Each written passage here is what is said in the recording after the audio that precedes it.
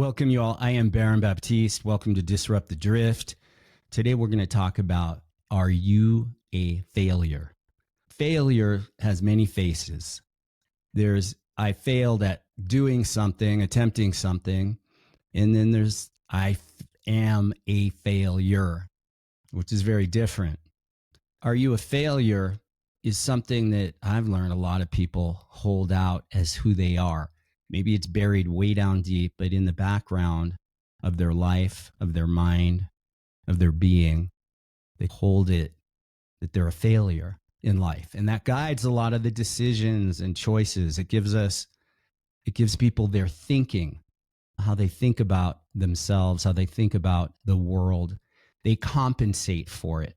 If you have that deep fundamental belief that you are a failure, you compensate in all kinds of ways. You look for success, you look for approval, you're people pleasing, you put on lots of faces to look good in the eyes of other people, to not look bad, and to not look like a failure. David, welcome. What's your take on this? Failure. Failure, let's talk about it, first of all, in terms of the reality of failure. False evidence appearing real. Fear of failure is itself the root of failure. It's the root cause of failure in so many areas of our life. Now, the question is, how do we look at the prospect of failing and not be worried about outcomes and not get emotional because you've tried things before and it didn't work? In relationships, I was just telling you about an article that I saw in the New York Times. It says many Gen Z men feel left behind. One of the takeaways is that the share of men without partners is growing. There is a fear of failure. Nobody wants to get stabbed in the back. Nobody wants to invest a lot of emotional time and energy and money into a relationship and then have it fail. So what people do is they retreat into what I would call a deadly comfort zone. And they become non-committal. Yeah, but think about this, the explosion of video gaming. And I'm talking about, I have a 19-year-old son who's almost 20, but he spends a lot of time on his iPhone gaming with his friend who is another young guy who had a relationship and then it failed. And my son had a relationship that failed. So what do? They spend time together playing these mindless distractions called video games, although video gaming can be fun, okay. But my point is that whether it's food or alcohol or drug use, these are all, they are intended to anesthetize us, to numb us from getting up. It's like a person who rides horses and who does barrel racing or who jumps the obstacles. If they fall off, they have to get up and continue or try again when they recover. There is never going to be a point in time when you're not going to need to try again, but from a different point of view. You've got to learn something from every failure that you experience. And the first place to look is here at yourself. The first place to examine what went wrong is here. Forget about what other people do to you. You know, you're never going to change them, but you can change yourself. Yeah, a couple of things come to mind. So it's how are we using things? So you can enjoy things, maybe whether it's alcohol or video games, or are you doing them out of enjoyment, or are you doing things in life out of distraction or avoidance or ignoring, like not avoiding what is actually going on with you? And that leads to the second thought I had, is this fear of failure, like to get present to what is the driving factor there, like underneath, like within yourself. Is the fear of failure born out of a belief, a deep fundamental point of view you have of yourself, that you are a failure and therefore you don't attempt things because it could be proven true, this deep belief system. So I'm going to avoid everything that is risky or threatens that view from coming out to view, for others to view and see the truth. because we hold beliefs like they're truths. We hold them, we live them. If I have a belief that I'm a failure, it's not just, doesn't live like, oh yeah, I believe that about myself. It's actually like a truth. No, this is who I am. This is what I am. And I need to cover that up. I need to prove it distrue, but it's still in the background driving what you're doing, what you're not doing, what you're saying, what you're not saying. It gives you your thinking, and you're not free within yourself. The other thing is the fear of people pleasing ties into this, like managing people's perceptions. Often we just look out there. Oh yeah, I have this concern of what people think about me. I've got to manage perception. So I act certain ways to get people's approval. I bend over backwards. I'm like a trained circus seal or something to get people to like me. But what's underneath that? Because there's something driving that. And I'm pointing to, there's some fundamental point of view that people have of themselves that has then, out of that is born this need to manage people's perceptions. Because what am I managing? What am I defending? What am I hiding? What am I protecting? This fundamental truth that I have about myself, that essentially if someone or others were to see that, it would be proven true. My friends would leave me. No one would hire me. My kids wouldn't love me. Like that, it's getting underneath the surface, getting down to the bottom of what drives you, that has you have this fear of failure. Let's just say this. Fear is a fundamental component of the human psyche. Fear is useful, by the way, in many situations. Let's not meet a grizzly bear. You meet a grizzly bear out on the path. You want healthy fear there. So healthy fear is key to survival under certain circumstances. But now let's take a look back into the darker ages, because we are supposedly in an age of enlightenment. In the darker ages, everything was ruled by fear, and especially the gods of those days. Yeah, they imposed fear as a way of ruling. Absolutely. Yeah. And so here's a great quote from Bertrand Russell. Bertrand Russell said, "Fear is the main source of superstition and one of the main sources of cruelty. To conquer fear is the beginning of wisdom." Now, this is so profound, because how many of us have beliefs that are acquired through relationship with a fear-based thing, whatever it may be. In other words, you talked about managing your image, fear of being accepted or rejected, right? People want to be accepted. They want to be validated. And in this world of superficiality, nobody really cares about anybody for who they actually are. So you have to build this perception shell around yourself based upon what you think other people expect from you.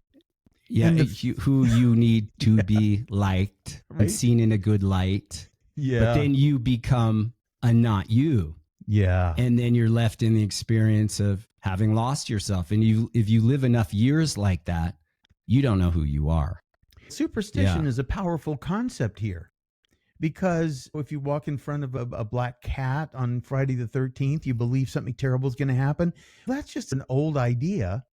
But there are superstitions that are based upon entire volumes of fear that you've accumulated over a period of your lifetime, including from the time you were very young, and fear of not meeting up to expectations of your parents, fear of not meeting up to the expectations of your spouse or your friends, your group of friends. And this is it goes back to a movie, one of my favorite movies, which was Back to the Future. McFly was always challenged. If somebody said he was chicken, all of a sudden this roaring person came out of him to prove them wrong. But that's an overcompensation for having this concept of being seen as weak.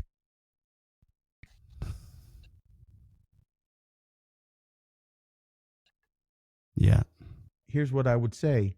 One of the main sources of cruelty by people is fear. And of course, if somebody expects you to be a certain way, and then you live your life with anxiety around that, right? And you wonder, can I actually even meet the expectations of this person? Now, I married a woman who had very high expectations, and I knew it. The question is, was I going to rise to the occasion and prove that I was capable of living up to those expectations, even though it wasn't my goal to live up to her expectations? I had to have expectations for myself. Now, here's where we shift. It's called raising your standards. But if it's consistent with what you know is right in your own heart, right, kind of thing. Yeah. But you shift it from the outside, a pressure source on the outside of trying to live up to somebody else's beliefs and their needs and all the rest of it, to the inside, to the inner world. So instead of being outformed by those pressures, and then when you fail, they beat you up or they complain bitterly or they feel disappointed, you take that and go, okay, how can I overcome what just happened? How can I find a way to build a stronger, better version of me? And that's not going to come from the outside. That's going to come from within you. That's raising your own personal inner standards. Yes. That are consistent with who you are becoming and are wanting to become. Right. And not out of an external pressure source of another person or another team or a peer or a boss. Raising your own standards and then having a boundary, an awareness of where do you begin and stop, and where does the other person or situation begin and stop. But you don't lose your center, your North Star within yourself. And the beauty of that is the opportunity to grow. And it's through failure and that we learn. Through failure is where we get to grow. Have you ever heard the expression? It's also our relationship to failure. If I recognize there are certain standards that other people in my life have. Let's say I'm in a business relationship with them or a personal relationship, and their standards seem honorable and they're dignified, and they actually allow me to measure up myself and see, well, I'm falling short here. And I actually don't want to fall short. I want to use things to grow. Now, it could be that you're even growing in yourself to create, because you recognize, no, this is an outer pressure, an outer source of pressure that I don't want to measure myself up to that outer pressure. I want to measure myself from within myself, but it also lets me see, wait, these outer pressures actually don't match up with my true north, my inner true north. And that's where I hold my own. I'm a stand for myself. Maybe I'm a stand for others in a good way. But it's, again, where do I start? Where do I stop? And where do they begin? Yeah. Where does the outer pressure begin? And where's the line, so to speak, the spiritual line in the sand? Yeah. I just read a study about people that hate their jobs. Now, how many people hate their jobs? It's over 60%. And I want to make a point here. George Burns. Remember George Burns? Oh, God. Was he a comedian? Yeah, he lived till like 102 years old or something like that. Said. Yeah. I honestly think it's better to be a failure at something you love than to be a success at something you hate. And are we really just spinning our wheels here in this life, this one life, in my opinion, that we have? Are we just spinning our wheels, just wasting our time? And we were actually discussing this concept of just wasting your life. Are you wasting your life at something you hate? Yeah. Because you're afraid to step away from it? I mean, that's a huge question. It's good. Time is ticking. We only have so much time on this earth. Oh, yeah. Time is ticking. And are you wasting your life out of fear of failure? And you actually need to fail to grow. But if failure and if the fear is more important, if somehow fear is prioritized over growth, your own growth in life, you're wasting your life. Like the idea of time and the clock ticking, it's in 100 years from now, we're not going to be around. You think of people who we don't remember people just from the past. We don't really remember. We could say a name. I don't know, a name that comes to mind. I don't know, Frank Sinatra. You could say anyone. Okay, if I mention you, I say his name and then, we remember. But really, does his life and how he lived his life every day of his life, does it really matter? We could go back in time, famous people or unfamous people. In a way, we're all forgotten. It's so. Let me make a point. But my point is, if we live by the moment to moment, if we're living from fear and we're being stopped, for what? It's our life. Yeah. And it doesn't matter what other people think at the end of the day. So you mentioned Frank Sinatra. And so most of us would just have a name and an image and maybe a song or a movie and a bits and pieces of it. But let me tell you one person that I know who is a friend of mine whose life was forever affected in a really positive way by Frank Sinatra. His name is Robert Davi. And he is a very prominent person in the media, and he's a brilliant man. And he was actually mentored by Frank Sinatra. He's been in the movie business now most of his life. He's been in 135 or 40 movies, and now he's directing movies, big movies. But see, that man, Frank Sinatra, gave my friend Robert Davi a role model to follow. And so, again, and let me quote this. This is Asher Roth. He says, "Do your thing. Do it unapologetically. Don't be discouraged by criticism. You probably already know that you're going to. You probably already know what they're going to say. Pay no mind to the fear of failure. It's far more valuable than success. Take ownership, take chances, and have fun. And no matter what, don't ever stop doing your thing." Now, I'm going to tell you right now, my friend Robert Davi probably shouldn't have been in 130 movies. He had terrible acne when he was young. His face was very pitted by the acne that he had. He's a handsome guy, but he wasn't like a leading man, but he ended up being a very prominent person. So can you imagine if you just have, and I know how young people especially, are focused on their complexion, billions of dollars in the beauty and complexion industry, trying to get rid of pimples and all the rest of it. But can you imagine if you just let that one thing alone stop you from pursuing an acting career or a singing career or doing anything because you fear that people are going to look at you and say, "Oh, look at that person's skin." Yeah, you're letting life slip through your fingers. Totally. Yeah, you've got buttery fingers and life is what's slipping away. Yeah, it's, again, there's that fear of failure, right? The fear of being judged, the fear of something inadequate, not enough of something in yourself, the fear that's born out of that, and then the concern for what others see about you, view you. They'll maybe judge you, but there's something about, again, the relationship that you have with fear is learning. I've had to learn how to learn from failure. I used to fail and I would just beat myself up. I would go into, I am a failure, all that. But what I start to realize is, no, I am a failure is very different than I failed. We do things in life.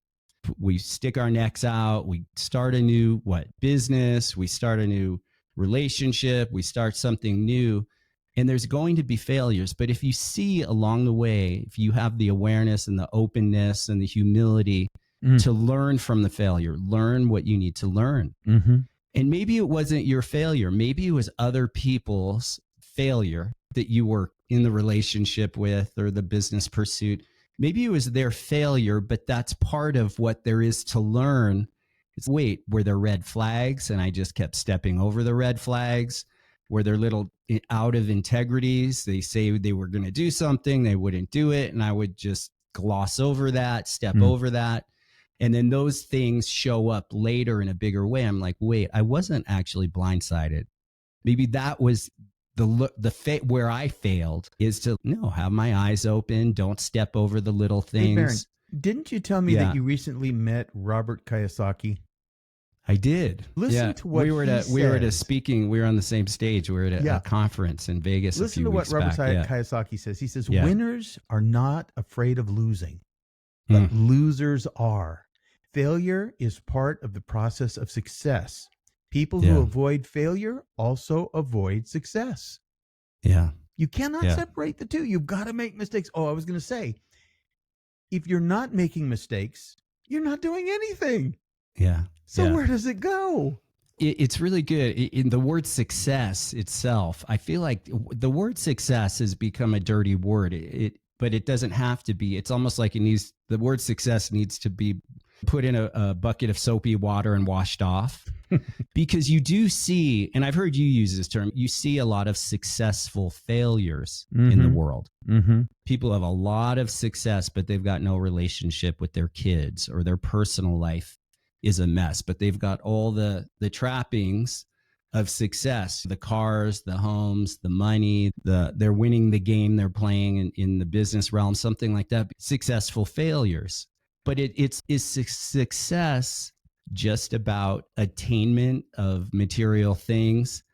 Or success to me is begins inside ourselves, like an inner phenomenon of something that, am I successful just in myself and in my life? What's the measure of success? It's like my family and the health and prosperity and the relationship I have with my family. To me, that's success. Having success in work and contribution in the world and making a difference for people in the world. It's not just about me, or it's not success when used as compensation. I'm trying to fix something in myself by, again, proving out in the world that I'm not a failure. Only someone that has the belief that they're a failure goes around proving that they're not. They're in a reaction to something within themselves and looking for the outer admiration. You've mentioned Michael Jordan a lot of times. Michael Jordan. Yeah. He said, I've failed over and over again in my life, and that is why I succeed. Yeah, that's good. One of the greatest probably the greatest basketball player in history. Yeah. And you know how he would perfect his performance by, after every game, he would review the tape, the video of his game, and he would just look for what was missing, where he was missing the mark, where his technique was off, his awareness was off. But the ability, that's a bigger way of being with life, and your life is the ability to look at what's missing. Not make it. It doesn't have to mean making it wrong or bad, or yourself bad or wrong, or someone else bad or wrong. No, but you are a student of life, and you're looking for what's missing. And if you were to correct course, if you would evolve that thing, if your way of being, what you're doing, how you're relating, then you're in this ongoing path of growth, and you're actively developing yourself. You're being a player and a participant in your own life in a way that makes a difference for you. And as you grow and refine, you can be that for others. Yeah. And you know what? When I was a kid, I remember hearing this over and over. It got ingrained in my mind. If at first you don't succeed, try again. Though, here's a great quote from Beverly Sills. You may be disappointed if you fail, but you are doomed if you don't try. Yeah. And the truth is, if you don't quit, you can't fail. And I think people that are committed to bigger things, committed to something bigger than themselves, they will fail, but they don't quit. I think that's a great note to complete with here. Yeah. Yeah. What book do you have up today? The Outside In. Yeah, this is about the psychopolitics of mind control, but it's not what you think. It really isn't, because you are the key to that. It's like the vampire story that we talked about. If you allow people to influence you, you can't blame them for doing it. Take control over your own mind, and you can find my books all my books at escapeyourmindsprison.com. Yeah, really good. Yeah, you all, thank you for listening. If you're on YouTube watching, please leave comments, like the video, share the video, and please subscribe to the channel, Disrupt the Drift, Baron Baptiste on YouTube. If you're listening on a podcast platform, please give us a 5-star review. And we love hearing from you. So until next time, you could also check me out on baronbaptiste.com. But until next time, stay bold, stay true, keep disrupting the drift, and peace be with you.